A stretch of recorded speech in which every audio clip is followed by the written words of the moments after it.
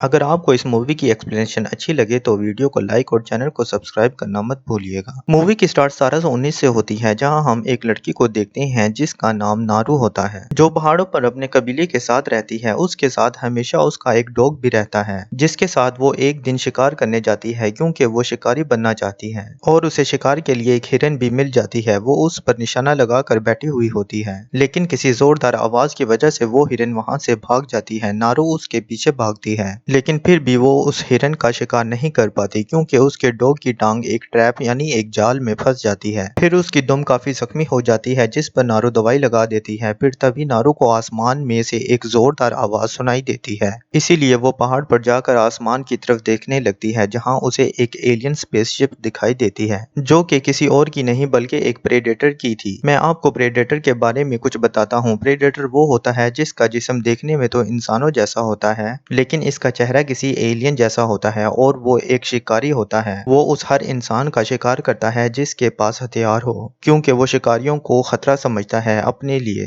इसीलिए वो इन सब के खिलाफ है और रहता भी वो किसी और प्लेनेट पर है। फिर नारू भागते हुए अपने भाई के पास जाती है, जो कि काफी अच्छा शिकारी था। फिर वो उसे बताती है कि मैंने आसमान में एक बहुत बड़ा परिंदा देखा। नारू यहाँ उस प्रेडेटर की स्पेसशिप की बात कर रही थी, क्योंकि इस वक्त वो लोग स्पेसशिप के बारे में नहीं जानते थे, इसीलिए वो उसे एक बड़ा परिंदा समझ बैठी। वो कहती है कि शायद ये मेरे लिए एक मौका है कि मैं भी कोई बड़ा शिकार करूं। इस पर उसका भाई कहता है कि तुमने इससे भी बड़ा शिकार करना होगा, वो भी उसका जो तुम्हारा दुश्मन हो, तुम्हारा शिकार करना चाहता हो। नारू घर जाती है, जहाँ हम उसकी मॉम को देखते हैं, जो कि जड़ी बूटियों के बारे में बहुत अच्छे से जानती है, यानी कि वो उनसे दवाई बनाना जानती है। लेकिन उन्हें अपनी बेटी नारू का शिकार करना बिल्कुल भी पसंद नहीं था, इसीलिए वो उसे कहते हैं कि तुम शिकार करना छोड़ दो बेटा, क्योंकि तुम शिकार के अलावा बाकी चीजों में भी काफी अच्छी हो, इसीलिए मेहरबानी करो ये शिकार करना बंद कर दो। ये कहकर वो नारू को एक जड़ी बूटी लेने के लिए भेज देती है। फिर हमें वो स्पेसशिप दिखाई जाती है, जिसमें से एक प्रेडेटर इनविजिबल यानी गायब होकर बाहर निकलता है। नारू जब जड़ी बूटी लेकर कबीले में वापस आती है तो देखती है कि उसके भाई शिकारी साथी इधर उधर भाग रहे हैं, क्योंकि शेर उनके एक साथी को उठा कर ले गया है। इस वजह से वहां पर हलचल मची हुई है। नारू का भाई अपने साथियों को लेकर शेर को ढूंढने के लिए जंगल में जाता है, लेकिन वहां पर नारू भी आ जाती है और उनके साथ जाने का कहने लगती है, लेकिन वो लोग उसे अपने साथ ले जाने के लिए मना कर देते हैं। फिर नारू का भाई कहता है कि अगर हमें अपना साथी मिला तो जाहिर है वो जख्मी होगा, उसके इलाज के लिए हमें नारू की जरूरत पड़ सकती है, क्योंकि वो जख्म को ठीक करना बहुत अच्छे से जानती है।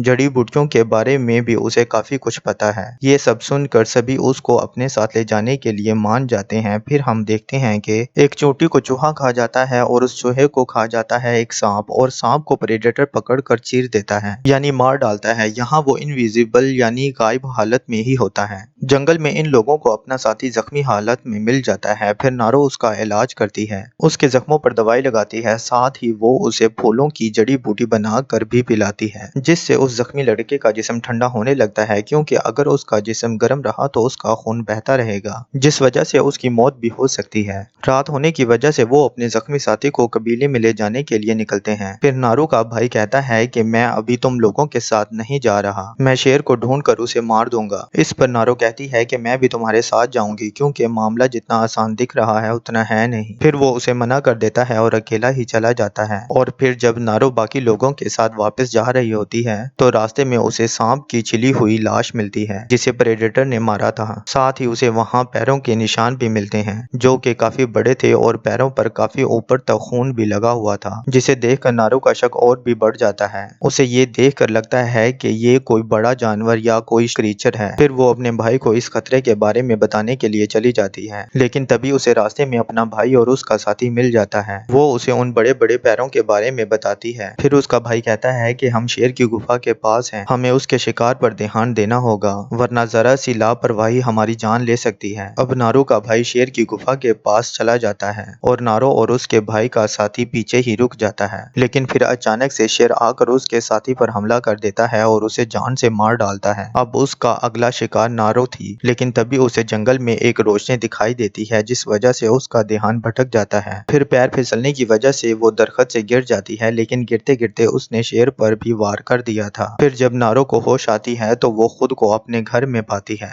जिसे उसका भाई लेकर आया था। फिर तभी उसका भाई शेर का शिकार करके कबीले में वापस आ जाता है। अब इस बहादुरी की वजह से उसे कबीले का नया चीफ बना दिया जाता है। सब लोग कहते हैं कि खतरा टल गया, लेकिन नारो अभी भी खुश नहीं थी क्योंकि वो जानती थी कि अभी भी खतरा टला नहीं है। इसीलिए वो अपने भाई से कहती है कि उसे जंगल में सांप भी दिखाई दिया था, उसे किसी ने चीर कर 2 हिस्सों में बांट दिया था और मैंने जंगल में अजीब सी रोशनी भी देखी थी। मुझे कुछ ठीक नहीं लग रहा। मेरा ख्याल है जंगल में कोई खतरनाक शिकारी है जिससे हम अभी तक अनजान हैं, इसीलिए हमें वापस जाना चाहिए। लेकिन उसका भाई उसकी बातों पर ध्यान नहीं देता और वहां से चला जाता है। फिर अगली सुबह नारो अकेले ही अपने डॉग को लेकर जंगल में चली जाती है, जहां थोड़ी दूर जाकर उसे प्रेडेटर का हरा रंग का खून दिखता है। फिर हम उस प्रेडेटर को देखते हैं जो अभी तक इनविजिबल ही था, यानी गायब था। देखते ही देखते वो एक भेड़िए का शिकार कर लेता है और उसे उठाकर काफी दूर फेंक देता है। फिर नारो को भूख लगी थी, इसीलिए वो एक खरगोश का शिकार करती है और उसे पकाकर खा लेती है। फिर प्रेडेटर उस भेड़िए पर तेजाब गिराता है जिससे उसकी खाल पिघल जाती है। फिर वो उस भेड़िए की हड्डी को अपने पास एक इनाम के तौर पर रख लेता है। नारो को आगे बढ़ने पर एक जगह जंगली भैंसों की लाशें मिलती हैं, जिन्हें मारकर उनके ऊपर की जिल्द को निकाल दिया गया था। साथ ही उसे एक सिगरेट भी मिलती है, जिसका मतलब था उन्हें जरूर इंसानों ने मारा है। फिर वो आगे बढ़ती है, लेकिन फिर वो एक दलदल में गिर जाती है। फिर वो अपनी कुल्हाड़ी को सामने के दरख्त पर फेंकती है और वो फंस जाती है, जिसकी मदद से वो दलदल से बाहर निकल ही आती है जैसे तैसे करके। फिर वो अपने डॉगी के साथ एक नदी के पास पहुंचती है। वहां उसे एक भालू दिखता है जो किसी जानवर को खा रहा होता है। जैसे ही वो भालू का शिकार करने लगती है तो जोर से खींचने की वजह से उसके कमान की रस्सी टूट जाती है। तभी वो भालू उसे देख लेता है और उसे मारने के लिए उसके पीछे आने लगता है। वो भालू से बचने के लिए लकड़ियों के पीछे छुप जाती है। नारू को पता लग गया था कि वो अब बचने वाली नहीं है, क्योंकि वो भालू बस उस पर हमला करने ही वाला था। लेकिन भालू हमला नहीं करता और रुक जाता है क्योंकि वहां पर प्रेडेटर आ जाता है। यहाँ पर भालू और उसकी काफी लड़ाई होती है। इस लड़ाई के दौरान प्रेडेटर का खून भी निकलता है हरे रंग का। फिर जब प्रेडेटर को गुस्सा आ जाता है तो वो उस भालू को एक घुसा मार कर जान से मार डालता है। भालू का खून उसके ऊपर गिरने की वजह से वो अब दिखने लगता है, जिसे देखकर नारू की आंखें खुली की खुली रह जाती हैं और वो काफी डर भी चुकी थी, जिसकी वजह से चीखते हुए पानी में तैरकर जंगल में आ जाती है। यहाँ उसे उसके कबीले के लोग मिलते हैं, जिन्हें नारू के भाई ने ही भेजा था उसे ढूंढने के लिए। वो उन सबको प्रेडेटर के बारे में बता देती है, लेकिन कोई भी उसकी बातों पर यकीन नहीं करता, जिस वजह से नारू को गुस्सा आ जाता है और वो वहां से जाने लगती है। फिर एक लड़का उसे रोकता है, जिसके साथ वो लड़ाई करने लगती है और उसे मारती है। फिर ये लोग नारू को पकड़कर उसे बांध देते हैं ताकि ये दोबारा जंगल में ना जाए, और ये सब वो प्रेडेटर भी देख रहा था। फिर वो इनकी तरफ आता है क्योंकि इनके हाथ में हथियार थे और वो इन पर हमला कर देता है। वो अपनी लेजर लाइट के जरिए ये सब कुछ कर रहा था। शिकारी अंदाजे से ही उस पर हमला कर रहे होते हैं। फिर इस दौरान वो उसकी शक्ल भी देख पाते हैं, जो कि काफी अजीब और डरावनी थी। उसने एक मास्क पहना हुआ था। फिर एक के बाद एक वो सबको मारता जाता है। इसी दौरान मौका पाकर नारो अपनी रस्सी खोलती है और वहां से भाग जाती है। आगे वो एक घास के मैदान में आ जाती है, जहां उसे अपने कबीले का एक लड़का मिलता है, लेकिन वो प्रेडेटर इंसानों के जिस्म से निकलने वाली हीट को देख सकता था। इसीलिए वो नारो और उस लड़के को घास में छुपा हुआ देख लेता है। दोनों अपनी जान बचाकर वहां से भागने लगते हैं,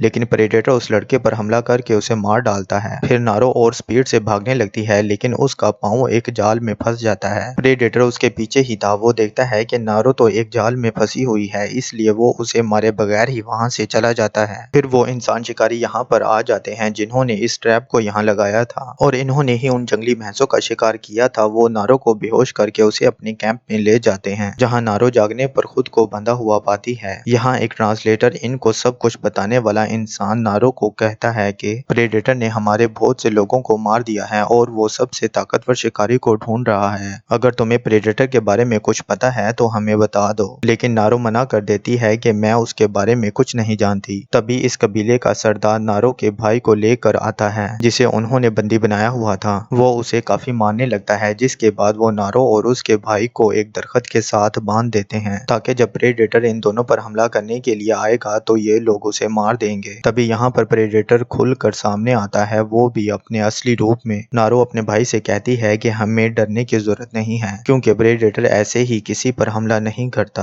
वो सिर्फ उन्हीं लोगों को मारता है जिनके पास हथियार ہوتے ہیں اور یہ اس کا اپنا انداز ہے، وہ شکاریوں کے خلاف ہے اور جس کے پاس بھی ہتھیار ہوتا ہے وہ اسے شکاری سمجھ لیتا ہے۔ پھر اس کا بھائی کہتا ہے کہ جیسے تم نے شیر کو مار کر زخمی کیا تھا اس کو بھی زخمی کر دینا، باقی کام میرا ہے۔ وہ کہتا ہے اگر یہ زخمی ہوا اور اس کا خون بہا تو ہم اسے مار سکتے ہیں۔ اب شکاریوں نے پہلے ہی ٹریپ لگا کر رکھے ہوئے تھے، اس میں پریڈیٹر کا پیر پھنس جاتا ہے لیکن وہ آسانی سے خود کو چھڑا لیتا ہے۔ اسے اتنا غصہ آتا ہے کہ وہ سبھی پر حملہ کرنا شروع کر دیتا ہے اور ایک ایک کر کے بہت سارے لوگوں کو دردناک موت دے دیتا ہے۔ نارو ٹریپ کی مدد سے اپنے اور اپنے بھائی کی رسیوں کو کاٹ دیتی ہے، وہ دونوں آزاد ہو جاتے ہیں۔ اب اس کا بھائی اپنے گھوڑے کو لینے کے لیے چلا جاتا ہے تاکہ وہ لوگ یہاں سے نکل سکیں۔ نارو کیمپ میں جاتی ہے اپنے ڈاگ کو لینے کے لیے۔ پریڈیٹر اپنی ہاتھ میں لگے ڈیوائس کو آن کر کے اسے زمین پر پھینک کر وہاں سے چلا جاتا ہے۔ جب شکاری اس ڈیوائس کے پاس جاتے ہیں تو اس کے اندر سے بم نکل کر اڑنے لگتے ہیں اور ایک دم سے پھٹ جاتے ہیں، جہاں پر ان سبھی لوگوں کی موت ہو جاتی ہے۔ نارو کیمپ میں آتی ہے جہاں اسے کچھ شکاری ملتے ہیں جن پر حملہ کر کے وہ انہیں مار دیتی ہے۔ وہ اپنے ڈاگ کے پاس جا کر اسے کھول دیتی ہے اور اسے اپنے بھائی کے پاس جانے کا کہتی ہے۔ تبھی یہاں پر ٹرانسلیٹر آ جاتا ہے جو زندہ بچ گیا تھا لیکن پریڈیٹر نے اس کے پاؤں کو کاٹ دیا ہوتا ہے۔ وہ نارو سے کہتا ہے کہ میں تمہیں اپنی بندوق دے دوں گا لیکن اگر تم میرا علاج کرو گی تو۔ اب نارو اس کا علاج کرنے لگتی ہے، پھر وہ اسے وہی پھول والی جڑی بوٹی دیتی ہے جسے کھا کر اس کا جسم ٹھنڈا ہونے لگتا ہے، لیکن تبھی یہاں پریڈیٹر آ جاتا ہے۔ ٹرانسلیٹر کا جسم ٹھنڈا ہونے کی وجہ سے وہ اسے نہیں دیکھ پاتا۔ تبھی یہاں سے جاتے ہوئے پریڈیٹر اس ٹرانسلیٹر کی ٹانگ پر اپنا پاؤں رکھ دیتا ہے۔ پریڈیٹر کو پتا چل جاتا ہے کہ وہ زندہ ہے پر اب کی بار وہ اسے زندہ نہیں چھوڑتا اور اسے مار ڈالتا ہے۔ تبھی یہاں پر نارو کا بھائی آ کر پریڈیٹر پر حملہ کر دیتا ہے جس سے اس کا ماسک زمین پر گر جاتا ہے جس میں سے لیزر لائٹ نکل کر پیڑ پر گرتی ہے۔ پھر وہ نارو کے بھائی پر حملہ کر دیتا ہے لیکن اس کے سارے فائر اسی پیڑ پر جا کر لگتے ہیں جس پر اس کی لیزر لائٹ پڑ رہی ہوتی ہے۔ یہ دیکھ کر نارو فوراً سمجھ جاتی ہے کہ پریڈیٹر کا ہتھیار کیسے کام کرتا ہے۔ وہ ٹرانسلیٹر کی بندوق چلانے کی کوشش کرتی ہے